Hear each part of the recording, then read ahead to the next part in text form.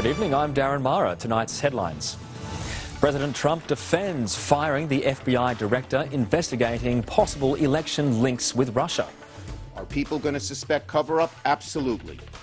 South Korea's newly elected president says he's open to talks with the North. And the banks warn customers will carry the cost of the government's new budget measures.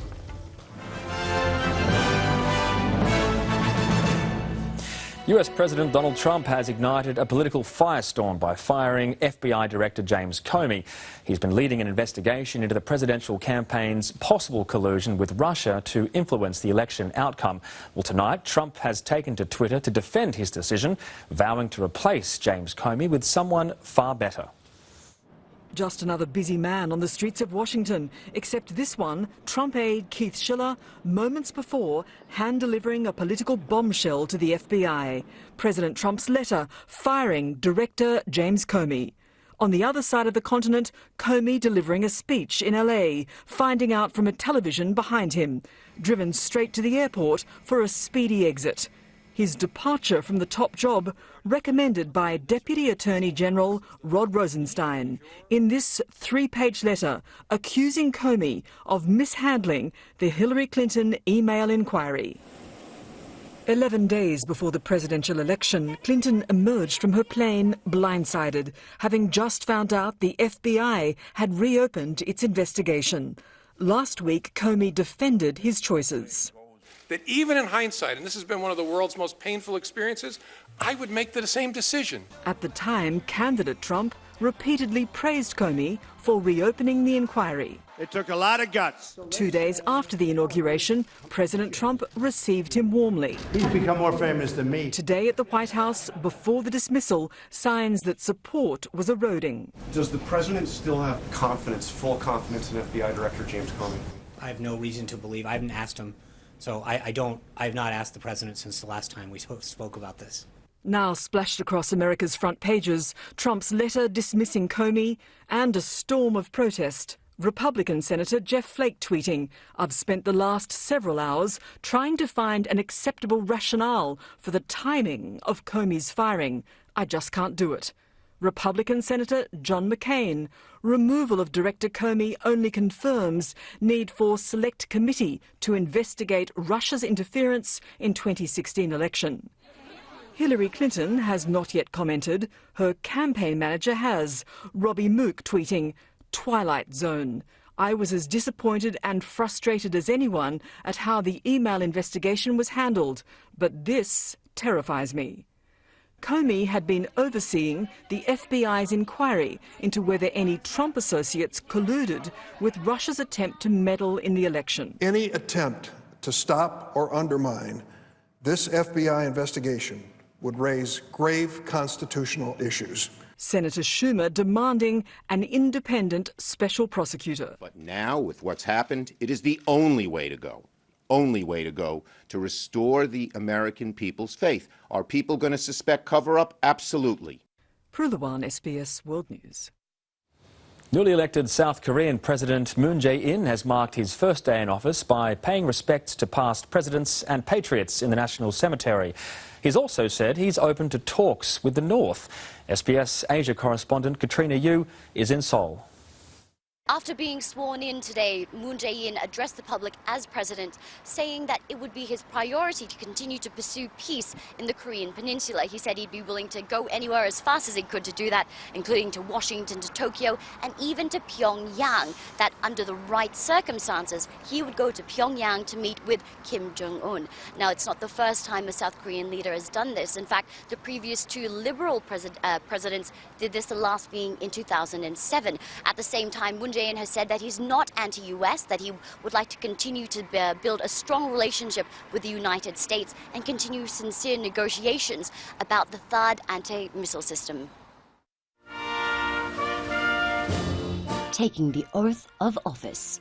Moon Jae-in began his term as president just hours after his decisive election win. The former human rights lawyer took more than 40% of the vote, almost double that of his closest competitors, conservative Hong Jun-pyo and entrepreneur An Chul-soo.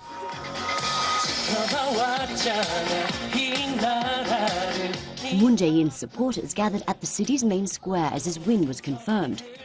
새로운 역사의 한 장이 펼쳐지는 순간에 있는 것 같아서 너무 영광스럽고 감격스럽고 벅차오르고. Among those celebrating, protesters who helped topple the previous president. 그 광화문 광장에서 추운 바람 맞으면서 다들 온 국민들이 촛불을 들었던 그 보람이 있는 것 같아서 모든 국민들과 함께 다 기뻐하고 싶습니다. The crowds here are ecstatic, not only because their candidate Moon Jae-in has won the presidential election, but because the political paralysis that has gripped their country for more than 6 months is finally over. The early election was called after a corruption scandal led to the impeachment of former President Park Geun-hye. Her removal left the country deeply divided. But the new president is pledging unity. 정의로운 나라, 통합의 나라, 원칙과 상식이 통하는 나라다운 나라를 만들기 위해 함께 주신 위대한 국민들의 위대한 승리입니다. Mr. Moon is known for his softer stance on North Korea. Amid reports Pyongyang is preparing for yet another nuclear test, China has renewed its offer to help reduce tensions. 中方一贯主张通过对话协商，以和平方式解决半岛核问题。我想在这个问题上，我们的立场是一贯的，也是众所周知的。无论是对美方、对朝方，还是对其他有关各方，我们都在表明这一立场。Before the election, Moon questioned the deployment of the THAAD anti-missile system in South Korea. Some now speculate a Moon victory could cause a rift with the US. He stated very publicly that he supports the Trump administration's policy of maximum pressure and engagement, but he's been also on the record to say that he would like to engage more with North Korea. The US says Moon's win introduces a level of volatility, but it won't significantly change the alliance. In Seoul, Katrina Yu, SBS World News. The big banks have warned that customers and shareholders will carry the cost of the federal government's $6.2 billion levy on Australia's largest financial institutions. The Commonwealth, NAB, ANZ and Westpac have all labelled Scott Morrison's levy a bank tax, with 3 of the 4 explicitly saying the cost will be passed on. Scott's done a great job. For the first time in years, the budget hard sell appears a walk in the park. Good on you, mate. See you later. This budget is fair. The politics should end on this. Yes, I'm very proud of this budget. So it's simple, it's fair. This is a fair budget. A coalition budget with tax rises at its heart. And it's the heartstrings the Treasurer is pulling at to justify the 0.5% increase in the Medicare levy, raising more than $8 billion to pay for disability insurance. And he said, it's not Flash being disabled. It's not Flash.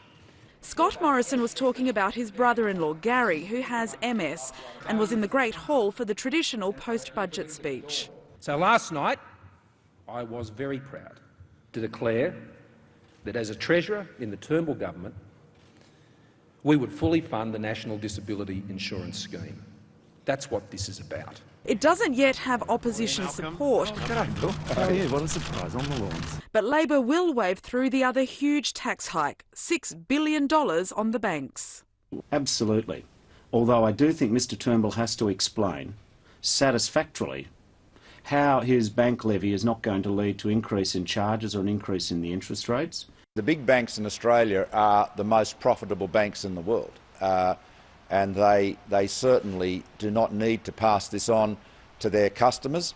The Prime Minister also defended the controversial trial to drug test job seekers. The lesson is don't do drugs, and the bottom line is if you're on welfare, what you've got to do is get off welfare and into a job. This is doing those people a big favour.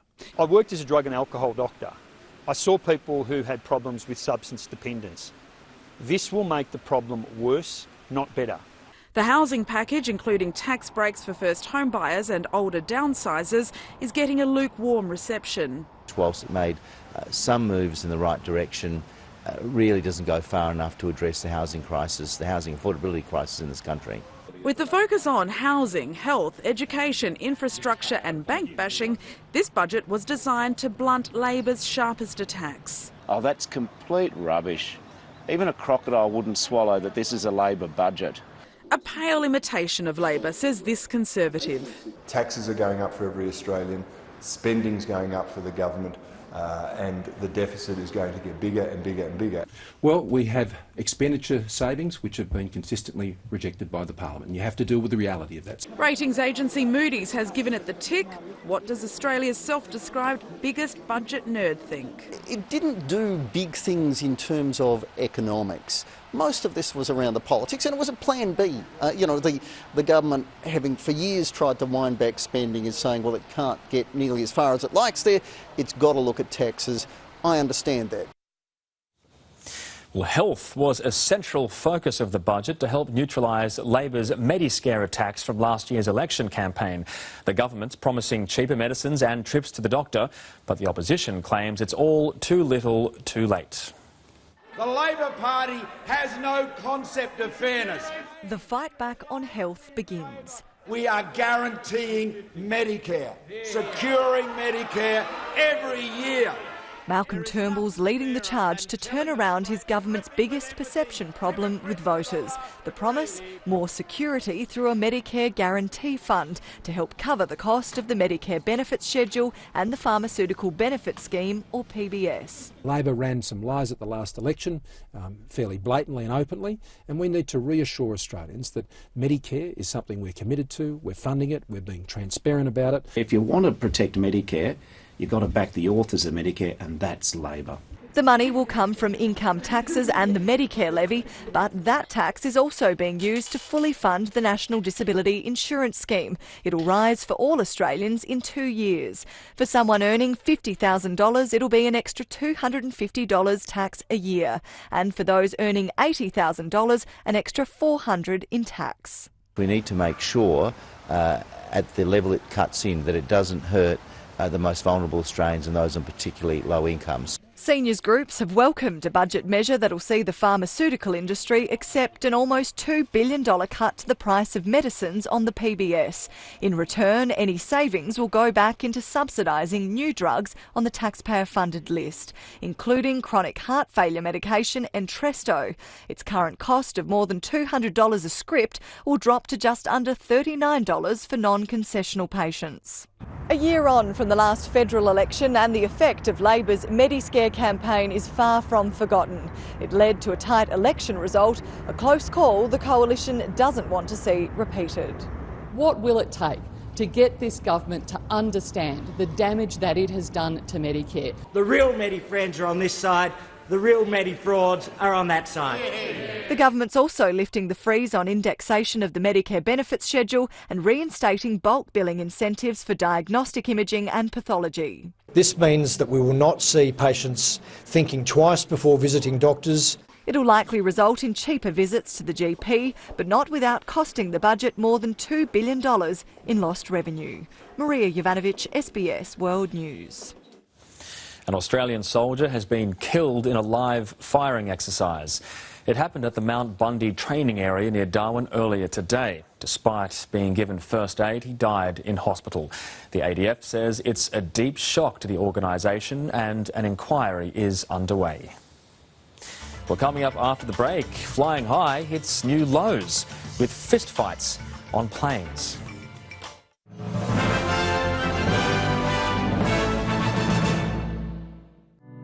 I can tell by your eyes you want more than this. But my love, it's hard to love again. Share the journey as Isaiah chases his dream on the world's biggest stage.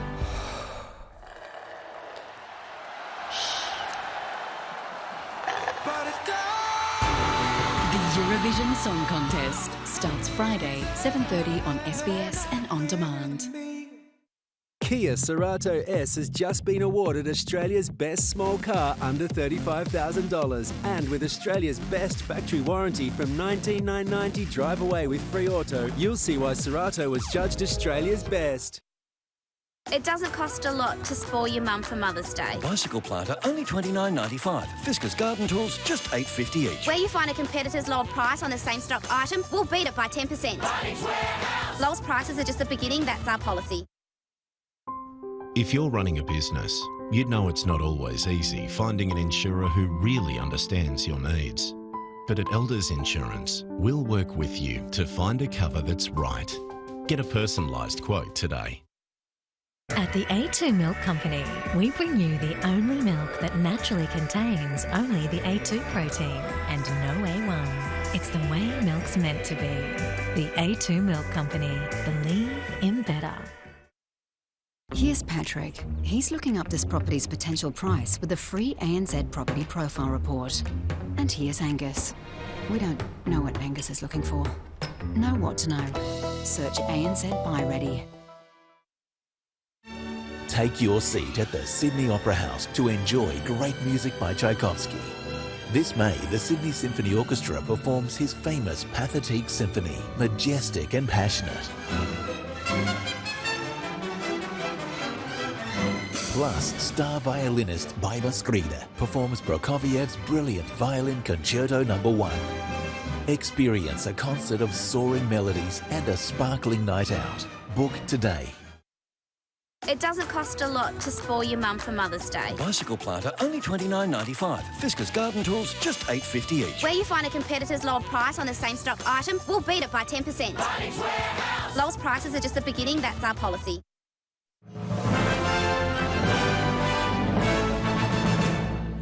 The NATO Secretary-General is tonight holding talks with the British Prime Minister in London about sending more troops to Afghanistan. Jens Stoltenberg told Theresa May the alliance was reviewing the request to help train and support local forces. He stressed that the mission was important because it was about preventing the country from becoming a safe haven for terrorists.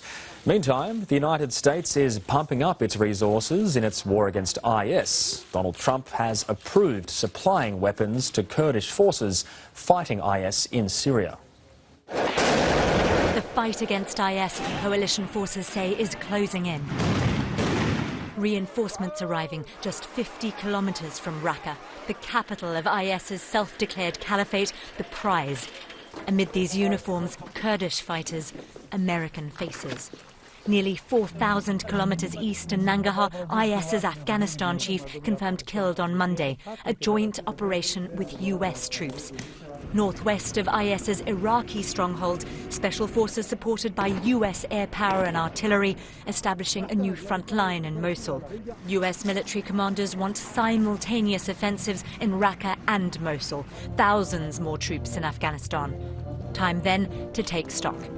The 15-nation anti-IS coalition meeting in Copenhagen. We examined the enemy situation and discussed our next steps to make certain we're all on the same sheet of music. Our intent is to work with the Turks. Yesterday, the President authorized the Department of Defense to equip Kurdish elements of the Syrian Democratic Forces as necessary to ensure a clear victory over ISIS in Raqqa, Syria. But NATO ally Turkey considers those Kurdish elements, the YPG, to be part of the Kurdistan Workers' Party, a group who've carried out a 3-decade insurgency against the Turkish state. We are seriously saddened by seeing the rags of a terrorist organisation such as YPG together with US flags on a convoy.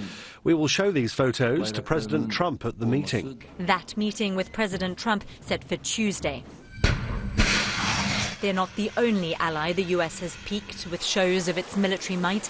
Moscow angered by last month's attack on a Syrian airbase it supports. These problems we have between us and Russia will be solved by diplomats and no other way. Russian Foreign Minister Sergei Lavrov will meet President Trump today. Top of the agenda, this war. With its multitude of players, each with its own interests. Nastasia Tay, SBS World News. Emmanuel Macron is continuing his string of public appearances in the wake of his victory. Earlier tonight, France's president-elect stood side by side with outgoing President Hollande to commemorate the abolition of slavery. There will be a formal handover of power to Macron on Sunday. Former federal MP Clive Palmer has appeared in court in Brisbane a day after claiming he was too sick to testify. He was ordered to attend today's hearing by a federal court judge to give evidence into the collapse of Queensland Nickel. Clutching a sick bag and an oxygen mask, Mr Palmer told the court he was heavily medicated and experiencing memory loss. He eventually agreed to take the stand and was questioned over the whereabouts of his globe-trotting nephew and former refinery director. The man who shoved a lemon meringue pie into the face of Qantas CEO Alan Joyce has revealed why he did it. 67-year-old Tony Overhew isn't a disgruntled Qantas passenger, but rather a Christian who objects to Mr Joyce and other CEOs promoting same-sex marriage. Despite receiving an apology for the stunt, Mr Joyce wants charges pressed. Mr Overhew says he was trying to make a statement. This is really crude stuff going on here. And Joyce has been, very much leading the issue.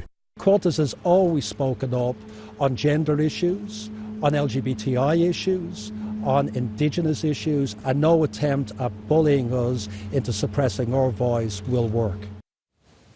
Aviation violence in the United States seems to be reaching epidemic proportions. After recent angry confrontations on planes, full-on fistfights have now broken out. Another sign of civility disappearing from civil aviation. A flight attendant pleading for security and the captain. Stop it! And then that same flight attendant slammed to the floor as the two men continued to fight at the end of their flight to Burbank. In all, Southwest says 3 passengers were involved before being pulled apart. 1 arrest in the Sunday incident the day before this. A terminal turned into a near riot scene. Police in Fort Lauderdale called in when a crowd becomes angry and agitated that Spirit Airlines is canceling flights again. Very tense, very angry people. Everybody had places to be. The travel nightmare continued this morning. Lines out the door, dozens more flights canceled. Among the 3 arrested in the melee last night, 24-year-old Janice Wall. I was upset, and they try to say I started a riot for being upset. Spirit's week of cancellations, labor trouble, because pilots are refusing overtime flights. A judge late today ruled for the airline, but individual pilots can still refuse extra flights. Both these incidents, reminders of the now unfriendly skies. Watch passengers flee that Southwest jet as that fight continued. Southwest praised its flight attendants. Spirit apologized to its customers and believes its pilots will start taking those overtime flights. If they don't, Spirit could face further cancellations. Well, coming up next, the weather, finance news, plus Australia on song at the Eurovision Song Contest.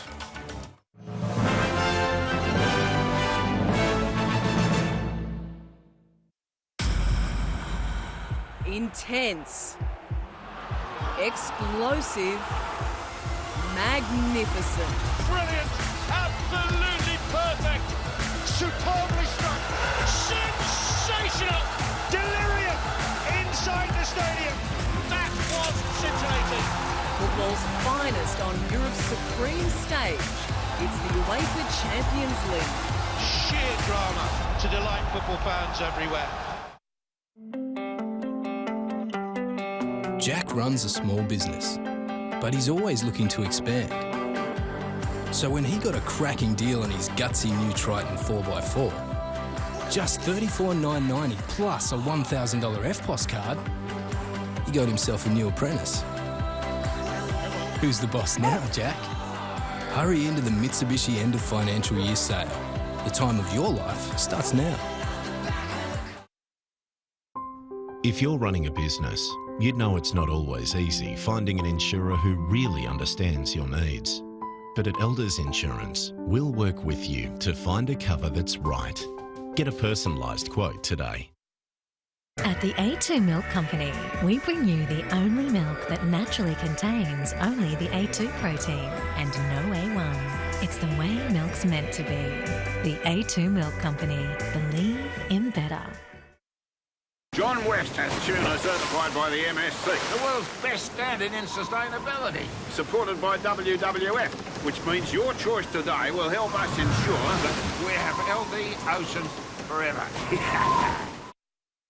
Here's Patrick. He's looking up this property's potential price with a free ANZ property profile report.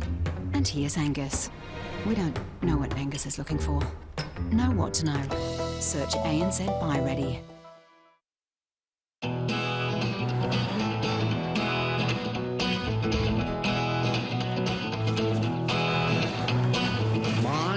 It's another pure grey morning, don't know what the day is holding, and I get up out and I walk